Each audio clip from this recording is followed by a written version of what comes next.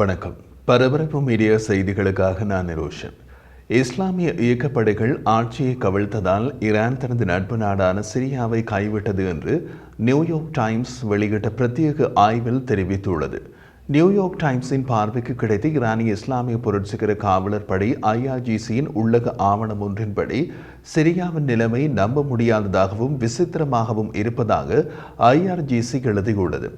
அந்த ஆவணத்தின்படி அசாத்தின் வீழ்ச்சியை ஈரான் ஏற்றுக்கொண்டது போலவும் அது எதிர்க்கும் விருப்பத்தை இழந்துவிட்டது போலவும் உள்ளது என்று தெரிவிக்கப்பட்டுள்ளது. கூடுதலாக ஈரானிய ஊடகங்கள் சன்னி இயக்கங்களை நேற்று வரை காஃபிர் பயங்கரவாதிகள் என்று குறிப்பிட்டு வந்தன. இன்று அவர்களை ஆயுத குழுக்கள் என்று அழைக்கிறார்கள். சிரியாவின் ஆட்சியின் தற்போதைய வீழ்ச்சி ஈரானின் இஸ்லாமிய எதிர்ப்பு நச்சு கூட்டணிக்கு பின்னடைவுகள் ஏற்பட்டுள்ளதாக ஆவணத்தில் குறிப்பிட்டுள்ள ஈரானிய இஸ்லாமிய புரட்சிகர காவலர் படை IRGC அசாத்தின் வீழ்ச்சி ஈரானுக்கு ஒரு சவாலாக இருப்பதை ஒப்புக்கொள்கிறது. ஈரானின் இஸ்லாமிய எதிர்ப்பு நச்சு கூட்டணியில் ஹெஸ்போல்லா, ஹமாஸ், கவுதிகள், ஈராக்கிய ஷியா பிரிவு இயக்கங்கள் மற்றும் சிரிய அரசு ஆகியவை இருந்தன. ஈரான் பல தசாப்தங்களாக சிரியாவின் ஜனாதிபதி அல் அசாத்தை ஆதரித்தது. அவரது வம்ச ஆட்சியை அச்சுறுத்தும் உள்நாட்டு போரில் இருந்து தப்பிக்க அவருக்கு உதவியது. ஈரான் சிரியாவின் மேற்கில் உள்ள ஹெஸ்போல்லாவுக்கு ஆயுதங்களை வழங்குவதற்கு சிரியாவை ஒரு வழியாக பயன்படுத்தியது. அதே நேரத்தில் கடந்த 40 ஆண்டுகளாக சிரியாவில் கட்டமைக்கப்பட்ட மற்றும் பாதுகாக்க போராடிய அனைத்தையும் கைவிட்டு அசாத்திடமிருந்து ஒதுங்கிக் கொள்ள ஈரான் விரும்புவதாக IRGCயின் உள்ளக ஆவணத்தில் தெரிகிறது. சிரிய அரசு அரபு உலகில் ஈரானின் முதன்மையான தளமாக உள்ளது என்று IRGCயின் உள்ளக ஆவணம் கூறுகிறது. அந்த முதன்மையான தளம் இப்போது அழிக்கப்பட்டு விட்டது. அல் அசாத்தின் அரசாங்கத்தின் சரிவு தவிர்க்க முடியாததாக மாறிய போது ஈரான் தனது ராணுவ படைகளை சனிக்கிழமை அதிகாலை திரும்ப பெற்ற பிறகு இது ஒரு குறிப்பிடத்தக்க திருப்பமாக இருந்தது. ஈரானிய அரசு தொலைக்காட்சி சேனல்கள் ஈரானின் கொள்கைகளை நேர்மையாக விவாதித்தன. அவற்றில் ஈரானிய அதிகாரிகள் மற்றும் ஆய்வாளர்கள் ஈரான் பிராந்திய இயக்கவியலை தவறாக மதிப்பிட்டதாக ஒப்புக்கொண்டனர். அத்துடன் சிரிய மக்கள் மத்தியில் அசாத்தின் செல்வாக்கற்ற தன்மையை ஈரானிய தலைமை முன்கூட்டியே கவனிக்கவில்லை என சில ஈரானிய அதிகாரிகள் வெளிப்படையாக தெரிவித்தனர். இது சிரிய மக்களிடையே ஈரானின் ஆதரவின்மையையும் பிரதிபலிக்கிறது என்று ஈரானிய அரசு தொலைக்காட்சி சேனலில் ஒரு ஆய்வாளர் குறிப்பிட்டார். அதற்கு ஆதாரமாக நேற்று ஞாயிற்றுக்கிழமை சிரியாவின் தலைநகர் டமாஸ்கஸில் உள்ள ஈரானிய தூதரகம் பொதுமக்களால் சூறையாடப்பட்டு அடித்து உடைக்கப்பட்ட அலங்கோல நிலையில் உள்ளது. துருக்கி வெளியுறவு அமைச்சர் ஹக்கன் ஃபிடான் கூறிய போது இஸ்லாமிய இயக்கங்கள் ஒன்றுபட வேண்டும், சிரியாவில் நிலைத்தன்மை மற்றும் பாதுகாப்புக்காக நாங்கள் பணியாற்றுவோம் என்று தெரிவித்தார்.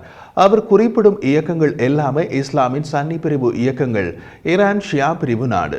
ஈரானிய சுப்ரீம் தலைவர் அலி கமேனியின் ஆலோசகர் ஹொசைன் ஷரியாத் மதாரி ஹெய்கான் செய்தித்தாளுக்கு கொடுத்த பேட்டியில் இஸ்லாமிய எதிர்ப்பு நச்சு கூட்டணியின் ஆயுதங்களில் ஒன்றாக சிரியா இருந்தது. அந்த ஆயுதத்தை நாம் இழந்து விட்டோம். நிலைமை உணர்திறன் வாய்ந்தது என்று கூறினார். அவர் மேலும் தெரிவித்த போது HTS எனப்படும் ஹயாத் டக்ரீர் அல் ஷாம் சன்னி பிரிவு இயக்கத்தின் இறுதி இலக்கு ஈரான் என்பதை நாம் மறந்துவிடக் கூடாது என்று கூறினார்.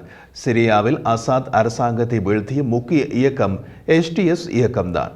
ஆப்கானிஸ்தானில் தாலிபான் இயக்கம் HTSஐ பாராட்டியது.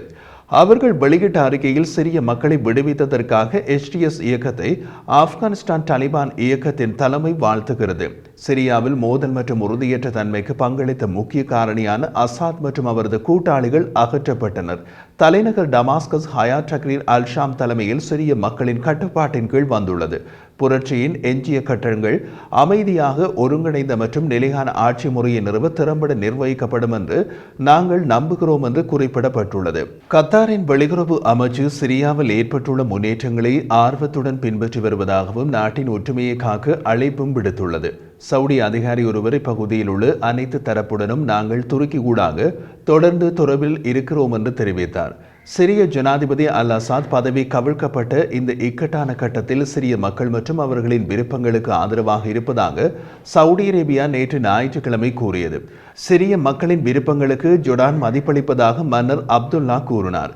ஈராக்கிய அரசாங்கத்தின் செய்தி தொடர்பாளர் பசீம் அல் அவாடி ஈராக் வளர்ச்சிகளை உன்னிப்பாக கவனித்து வருவதாகவும் சிரியாவின் உள் விவகாரங்களில் தலையிடாமல் இருப்பதன் முக்கியத்துவத்தை மீண்டும் உறுதிப்படுத்தியதாகவும் கூறினார்.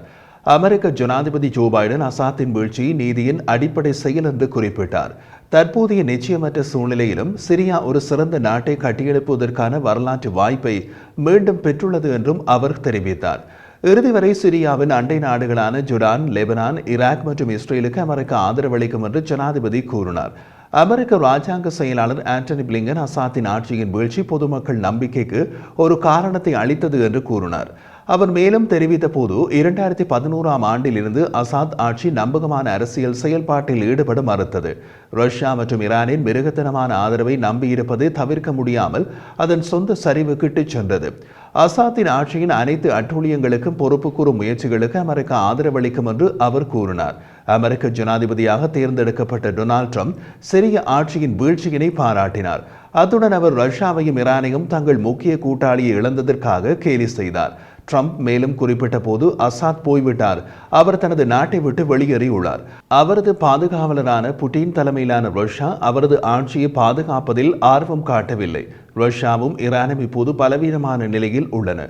ஒன்று உக்ரைன் மற்றும் மோசமான பொருளாதாரம், மற்றொன்று இஸ்ரேல் மற்றும் இஸ்ரேலிய போர் வெற்றிகள் என்று ட்ரம்ப் குறிப்பிட்டார்.